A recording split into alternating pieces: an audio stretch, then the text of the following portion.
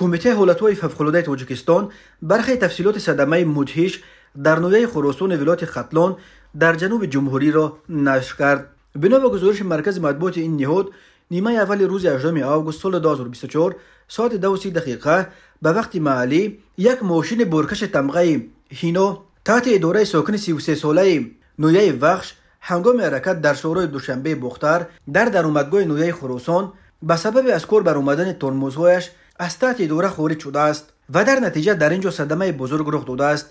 این ماشین بورکش با سرعت بلند به حرکتش ادامه داده یک باره 7 ماشین در کنار راه ایستاده را پخش کرده است. مرکز مطبوعات کمیته حالتهای فوق‌العاده گفت ماشین بورکش با سرعت بلند به دیگر ماشین‌ها در کنار راه ایستاده برخورده است.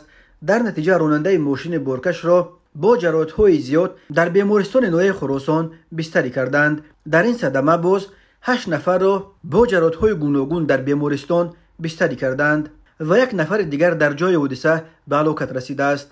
در نتیجه صدمه 7 ماشین ضرر دیدند. تفتیش حادثه ادامه دارد. تفصیلات دیگر حادثه آورده نشده است، ولی شاهدان میگویند در این صدمه مدهش 3 نفر هلاک شدند.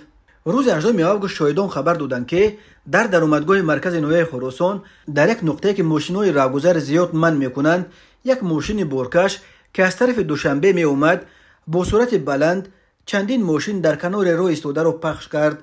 هم شاهدان و میلیس ولایت ختلان و هم در حکومت نویه خراسان گفته بودند که متاسفانه بر اثر این حادثه کشته و زخمی هستند. این نخستین صدمه پرقربانی با اشتراک ماشین‌های بورکش در راه تاجیکستان نیست. از جمله شب 6 به 7 آگوست سال 2024 بر اثر در درآمدگاه شهر کولاب به چند ماشین و خانه‌های مردم برخوردن یک ماشین دولن که از خطای مال‌های کنسیلری می آورد 10 نفر هلاک و 13 تن دیگر زخمی شد.